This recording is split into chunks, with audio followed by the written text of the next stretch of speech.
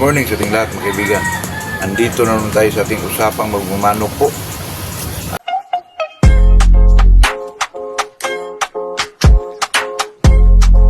Itong pag-usapan natin mga kaibigan ay napakasimple lang. Pero bago tayo mag-upisa ay shoutout muna tayo kay Michael Patangan from Uspinia, Zamboanga del Norte.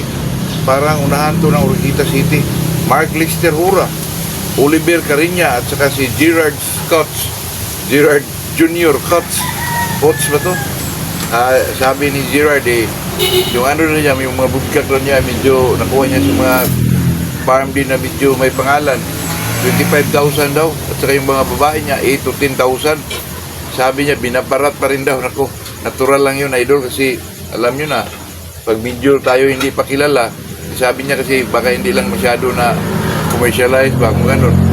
Baka wala din siyang YouTube channel, pero maganda yung mga nakuha niya. Nakuha din siya kay Yanni Kakusa, nakuha siya sa Raid. Medyo mahal talaga yun kasi sa Raid lang nakuha ko dati. Ano yun 45,000 lang, isang lalaki lang. Tuwang-tuwa na ako doon. Binangga ko na lang sa mga ibang dito na lang ako sa mga breeder vlogger kumukuha ng mga babae. So hanggang ngayon mga kaibigan, nandito pa po. Pero itong nandito ngayon ay kombinasyon na ng Raid at saka EJ po. Pero nananalo sila mga kaibigan kahit puro sila. May natira pa rin tayo na sure magamit natin yung sa early bird. Kaya sabi ni Gerard Cots, binabarat pa daw siya natural lang yun. Idol kasi dito naman, pati dito sa amin, kung bumibili yan ng manok po, yung mga panlaban, nasa 2,000, 2,500, 3,000, ganun lang talaga. Kung babae, naku, baka 500 lang yun. Pero pag mga taong nakaintindi sa breeding, about breeding, yung mga materialis talaga, alam na yun. Alam na, hindi na rin magreklamo pa na kung anong presyo man yun. Depende man reklamo kung masyado kang mahal, kasi tayo naman katulad ko, breeder vlogger, Gilid Boys, siyempre hindi naman masyadong mahal yung bigay natin na sa akin. Pinaka na yung 10K po. Mga babae 5K lang. Pero pag medyo suki na, may may pa-freebie pa. Ganun. Ganun naman talaga tayo mga kaibigan kasi tayo naman hindi naman tayo big time. Hindi nga tayo kilala Sinabihan pa nga tayo ng mga chapsoy na breeder. Okay lang yun kasi tayo naman talaga kung may yung chapsoy po.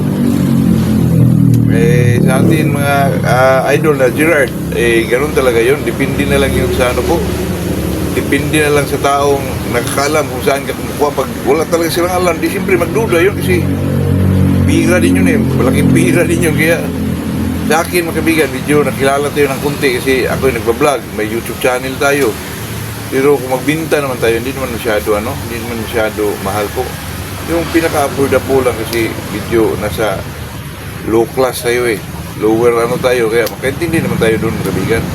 Pero ako yung sino may nakasubaybay sa akin, alam nila kung saan tayo kumukuha po ng mga materyales na medyo mahal din ang pagkuha natin. Pero understandable na rin yung mga kaibigan na pag tayo kumukuha sa mga big time breeder, mahal yun.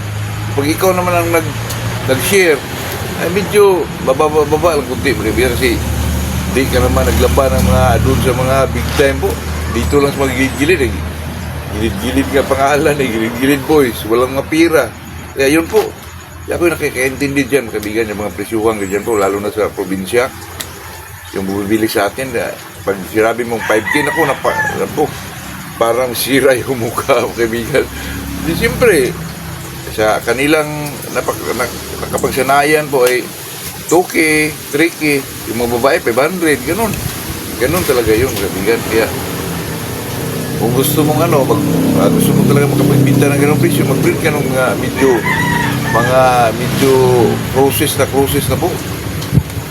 Bang talagang libangan lang talaga. Kaya yun ang masabi ko dyan, Gerard. Ganun talaga yun, pati sa akin po. Sa akin naman, nakabinta tayo ng medyo pero pinakamataas na yung 10K po, yung mga pure natin mga kaibigan. Sa akin nga, may mga pa-freebie pa yun. Freebie na babae, pero pa rin yun, medyo may mga bloodline talaga yung mga babae na yan kasi kahit gilid lang tayo, alam naman natin kung paano mag-breed po kasi through social media at saka medyo tagal-tagal na rin tayo nag-breed po.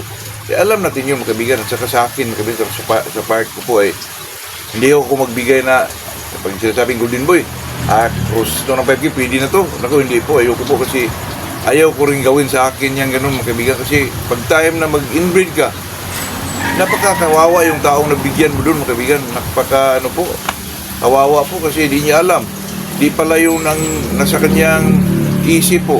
Kasi binigyan mo ng hindi tama po. Nako, napakasakit nun mga kaibigan. Kaya sa atin po, bilang isang gilid-gilid lang, walang mapira, pero talagang bigay natin yung totoo po kasi mahirap yung mga kaibigan. Lalo na time na katulad ko dati, mag-inbreed talaga ako mga kaibigan kasi iniwasan ko yung makabili tayo ng medyo mahal po. Kasi sa akin, maisip ko po na pag mabigyan itong taong to na hindi ko, kung ilagay mo sa sarili mo yung mga kaibigan, napakasakit po. Mag-breed yung tao na yun noong 1 year to 2 years. Nag-inbreed siya, kala niya yun na yun. Pero ikaw naman na breeder na nagbigay sa kanya ng hindi maayos. Talagang makonsensya ka rin dyan, mga kaibigan, kayo sa atin. Kahit mag small time lang tayo, talagang hindi tayo honest tayo, mga kaibigan, na kung ano mo yung hinihingi o hinahanap ng isang tao, yun talagang ibigay mo po, yun talagang minahanap niya po. Kasi pag bigyan mo yan ng medyo, ang hinahanap niya ay yung strip breed o pure. Tapos bigyan mo siya ng mga 2-week cross. Kasi pare-pareha lang. Ako, konsensya yun, mga kaibigan, lalo na pag ikaw talaga ay nag-breed ka talaga. Ako, mahirap yun sa akin. Ayoko din gawin sa akin yun. Napakasakit ng mga kaibigan. Ayun lang po, yun lang natin masabi dyan. Gerard, Idol, itong topic natin sa araw na to, itong po, may magagawa pa ba tayo o remedyo? Kung ano man yung pamamaraan na yun, yung mga manok na may alog po, alog, tawag dun sa Tagalog, alog, pero sa Bisaya yan, kabigan, palitahon po na. Ang manok lagi niyan, mga kaibigan, ako napakasakit po nitong ito po kasi ito'y genetics eh. Pag ang manok, mga kaibigan, na medyo malaki-laki na siya, 5 months o 7 months, doon mo pa makita yung deformities na yun, mga kaibigan. Napakasakit po itong tinatawag na alog. Sa Bisaya dyan, mga kaibigan, palitahon po, palita. Ang manok nito, lalo na pag nakalimber or naka-cord, lalo na pag palagi mo siyang tinitingnan, pag nakatayo siya, bigyan pumipitik yung kanan ba, kaliwa ba, gano'n. Lalo na pag pumipihit siya, umiikot siya, makita mo yun, kaibigan, gumaganon po. Ako, pag makitaan mo yan, gano'n mo kaibigan, ako, napakasakit, kaibigan, kasi okay lang yung makitaan mo ng 2 months, 3 months old siya, pwede pa yun. Pero pag dumating na ng mga 5-6 months, gano'n, makita mong gano'n po, nako, napakasakit, kasi gastos na yun eh. Yung kaibigan ko, dating kaibigan, dito lang sa Panglao, nag-invento siya, kaibigan. Binalot niya ng tila po.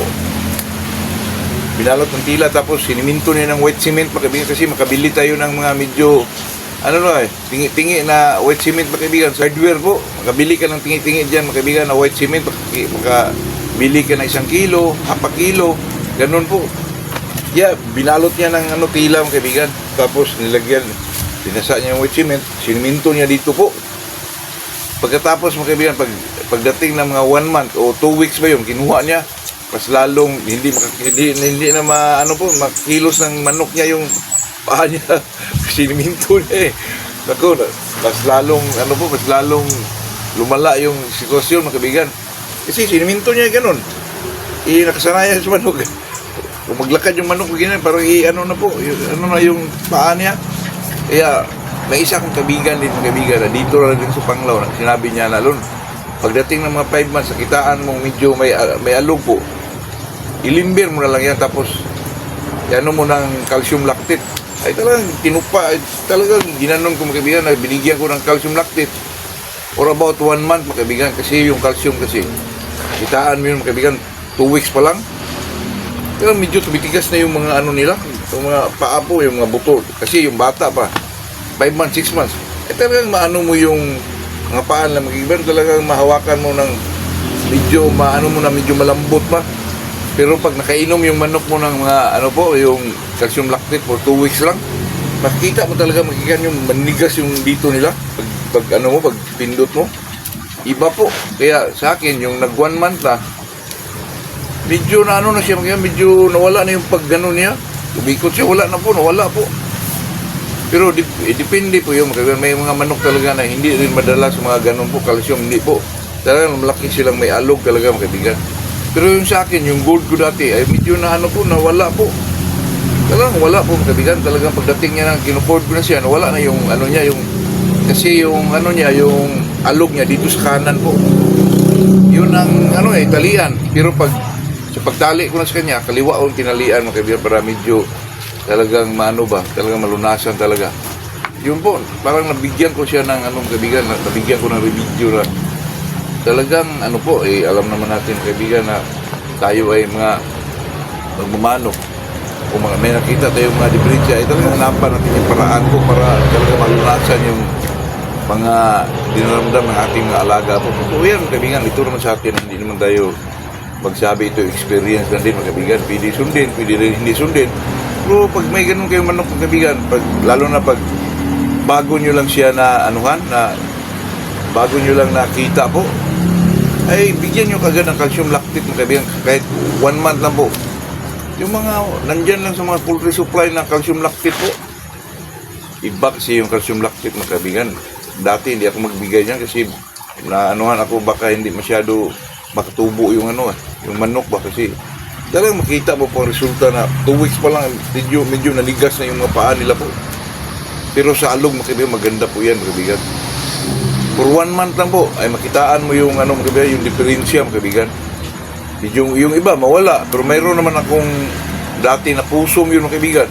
Kasi yung pusong ko dati may genetic sila na medyo may alog po na lumalabas pag mag-breed ka. Sa 5 lalaki, may isa po. Pero yung ano na yun, yung pusong na yun, may alog. Binigyan ko rin ng 1 month, hindi talaga nalunasan, hindi talaga nawala po. Pero baka lang ba, kung may mga alog kayo dyan, i-try nyo, ibigyan ng calcium lactate for 1 month. Kasi yung gold ko makaiba talaga nawala po yung alog po. Pero medyo tinatagal-tagalan ko po siyang bago siya i-cord po para naman malunasan talaga sa limber lang. Pag cord ko dito sa kaliwa kasi kanan yung alog niya Yun lang po, yun lang ating pag-usapan sa araw na to. Pero dun sa area natin mga kaibigan, medyo marami-rami ng manok doon, pero mga maliliit pa. Si Morancel, tawagan siguro kita mamaya para ano ka sa yung about sa Shilton po. Yun lang po. Ito lang ating papag-usapan sa araw na to. Magandang umaga sa ating lahat po.